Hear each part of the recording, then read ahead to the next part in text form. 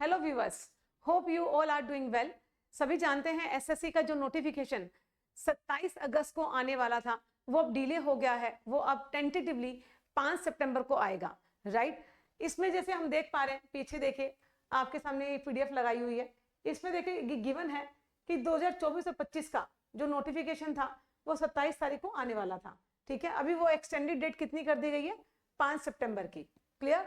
Reason क्या दिए हैं इसके, देखिए, ड्यू टू एडमिनिस्ट्रेटिव रीजंस। अब ये समझे बच्चे कि एडमिनिस्ट्रेटिव रीजंस होते क्या हैं। ये डेट जो थी नोटिफिकेशन की डिले क्यों हुई, 27 से 5 क्यों गया। एडमिनिस्ट्रेटिव रीजंस ये जितने भी अगर आप देखेंगे एसएससी के एग्जाम्स होते हैं, अगर वो डिले हो जाएं, डेट्स कोई डिले हो जाए तो हमेशा एक ही लाइन लिखी हुई आती है, that is due to administrative reasons.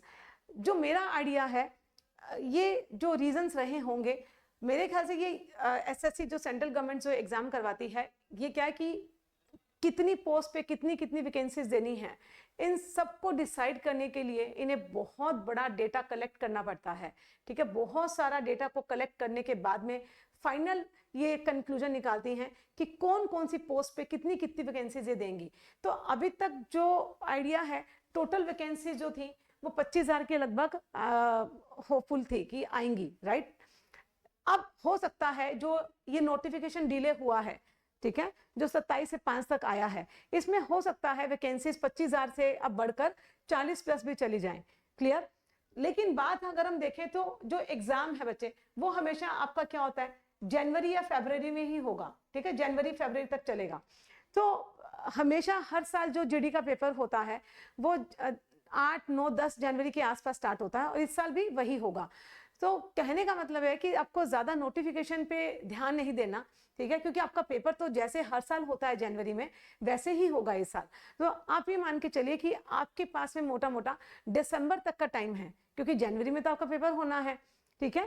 तो ये समझ लेते हैं। देखिए इसमें भी पीडीएफ में वही लिखा हुआ है, 27 अगस्त को जो नोटिफिकेशन आने वाला था वो भी 5 सितंबर को कर दिया गया है, ठीक है।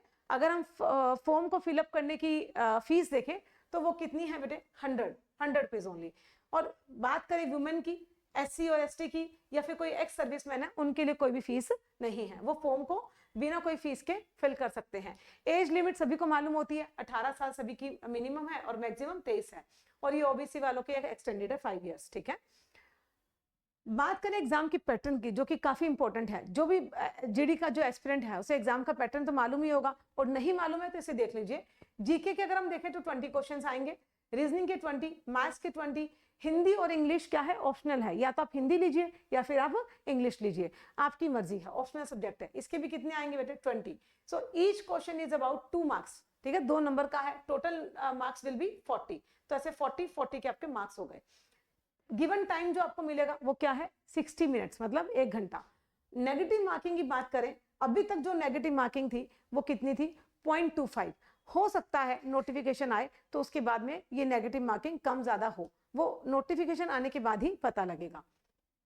आगे देखें, हाइट जो है, फिजिकल एफिशिएंसी में जो हाइट देखते हैं हर साल वही है, हाइट जो आपकी 170 सेंटीमीटर होनी चाहिए। ये चार्ट है, आप इसे देख लीजिएगा। नेक्स्ट अगर हम देखें, बात करें रेस की, मेल में अगर क्या है, 5 किलोमीटर आपको कितने मिनट्स में, 24 मिनट्स में you have to complete. And female के लिए 1.6 किलोमीटर कितने मिनट में, 8.5 मिनट में आपको करना है। So that's it for today.